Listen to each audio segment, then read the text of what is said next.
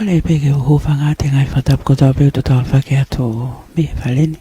Ka tā mua ke whahoko o whanga tonu atu. Pea whamalmal pe talaga kato e whanua pea mo e lotu. Ka e whahoko te whamatalanga tonu koe ni. Me palasi whakato i me loto no ko alofa. Ka koe au mau inga eni ki tonga. Koe hui koe aho eni. O ko whanau whai ene a whio tamatui ko tupo no. Ai pale mia fo o ma ai pole anga tonga. A ona po hua kapa me liku. O ko amanaki ke a whio tonu ene a whio. Pea pehe foki i hono tari e hua kapa me liku. Ai fuake atu ono tohi whanau fo. Ka koe konga mahu inga o ku i heni tonu a hua kapa me liku ka maa foki. A hono hoa Fiona ka maa foki. Ena ki whanau e koe o wau mau inga au pito eni. Koe palasi, nuwa lofa. E si ausi, ofa nuwa whalau, so wari mere ia. Hangei koe mawhai koea, o fuaka kia te au, e lau, mo te ristu tonu o tonu. Koe, o fie whakaha kia te koe, i e tohini. Ai, o loko fie mahi ke whanofu koe, koe pareni. O hangei koe whakatu, o whanaku mai ke te au, me wharearea. E lau kamata pe, ko whanganokonu, me ahua whiti, o te sema, o atu o taha.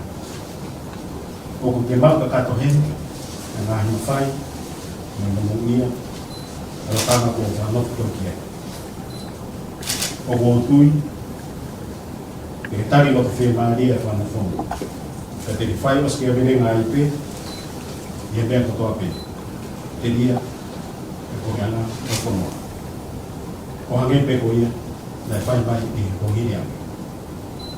Aia, e tau whi ngā ipe, e hoa, mo tāra, mo lao, mo tonu istu tonu e tonu. Pa monu whaka kia, tu po monu, tuki, e o tonu.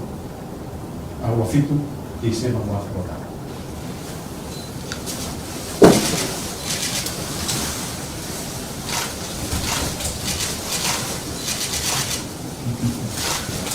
Good example of the press COVID.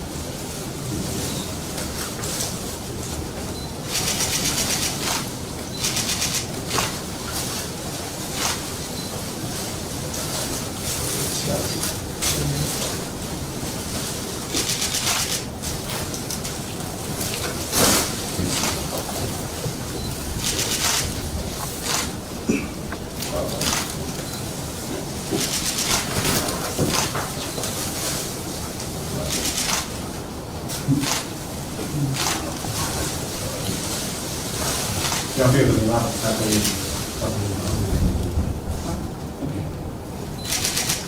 Nothing about the press?